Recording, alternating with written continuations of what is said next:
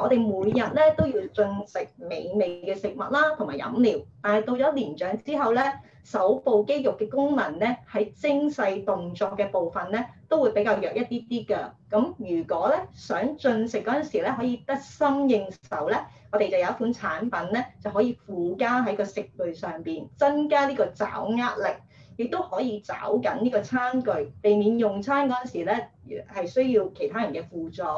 咁咧佢就叫做 Dyson 嘅防滑墊啦，可以重複使用啦，係唔會有致敏嘅乳膠，唔黏手，用喺加強摩擦力同埋防滑，咁可以裁剪嘅，亦都可以咧使到餐盤啦、碗碟啦固定喺個桌面嘅。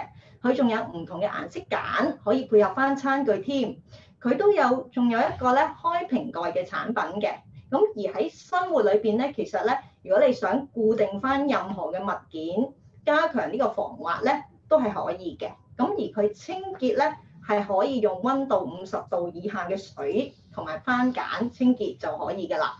咁而家我哋示範一下咧，就用 Dyson 咧，就圍繞住咧一個匙羹嘅手柄。咁首先咧，我哋就有一個物料咧，其實佢係可以裁剪嘅。咁我哋裁剪一條長條形㗎啦，然後咧，就將佢咧就係綁住、翹住喺呢個手柄裏邊，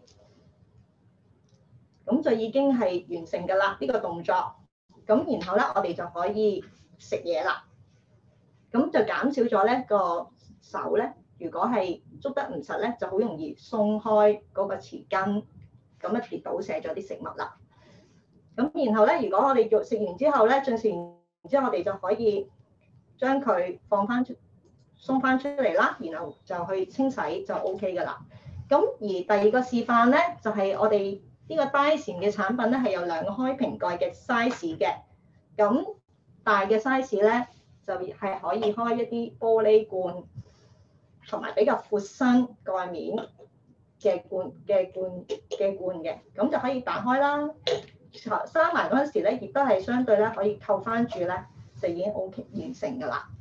咁另外一個尺寸咧，就係可以開一啲細嘅樽蓋。咁樽蓋咧，譬如話我哋油樽啊、水樽啊，咁都係可以嘅。咁亦都係可以咁樣扭開，就已經完成㗎啦。咁而咧，最後咧就係呢一個台面放喺台面嘅 Dyson 嘅台墊啦。咁一般嚟講咧，如果我哋譬如話個杯咧喐咧，其實就好容易會褪開嘅。